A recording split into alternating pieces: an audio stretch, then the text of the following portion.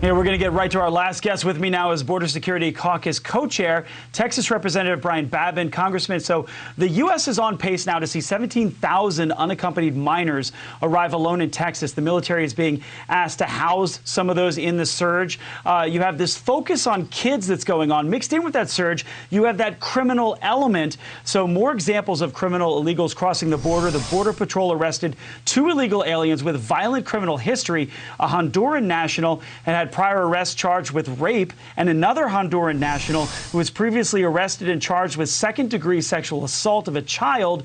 So how concerning is this to you that they're slipping through or in? Great to be with you, Edward. It's extremely concerning for me, and it should be as well for President Biden and his administration. You know, our mandate, our duties as elected officials is to keep the national security and to make Americans safe, keep us free from crime and disease. And the chaos and bedlam that is happening on the border, which the administration denies is even a crisis, it's just absurd.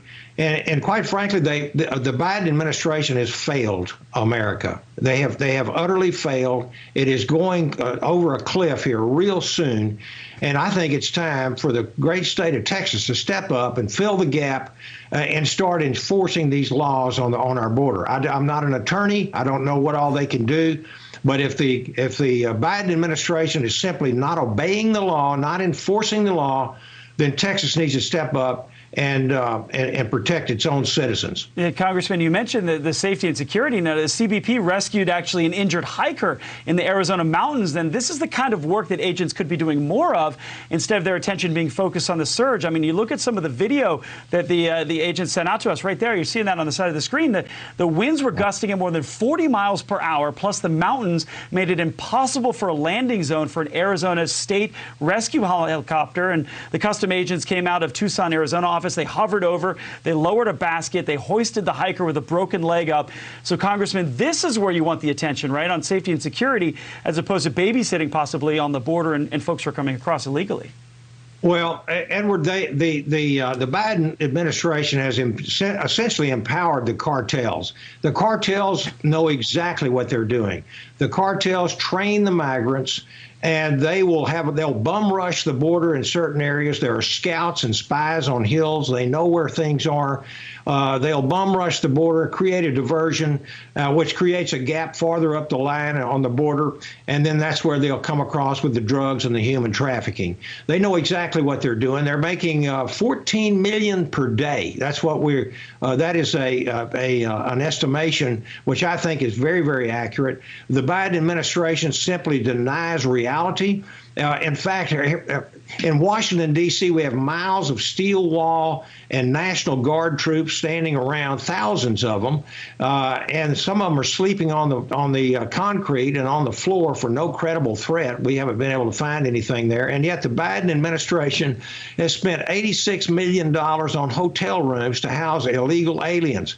They have released 23,000 plus aliens into the country, many of them COVID positive. We know that. There are up to 15,000 unaccompanied juveniles and children. Many of these children are 16 and 17 years old, and we've got them housed all over. So, and Congressman, yes. I'm running up against a break here. Okay. Just quickly, in the last 30 seconds, I wanted to ask you, is the money that they're making off these illegal immigrants coming across emboldening the cartels? There's no question about it. And let me say one quick thing, because I know we're running up. But there's a quote by an anonymous Border Patrol agent in Donna, Texas, and he says that in Pod 3A, which is a holding facility, they used to call them cages, and now they're holding facilities. It's designed to hold 80 people, and today it has 694 unaccompanied children in the facility, wow, which is 867%. We're going to have to leave it there. Those numbers are astounding. We're going to have to leave it there. So I'm Edward Lawrence. Thank you very much, Congressman. I'm Edward Lawrence in for Elizabeth McCarthy.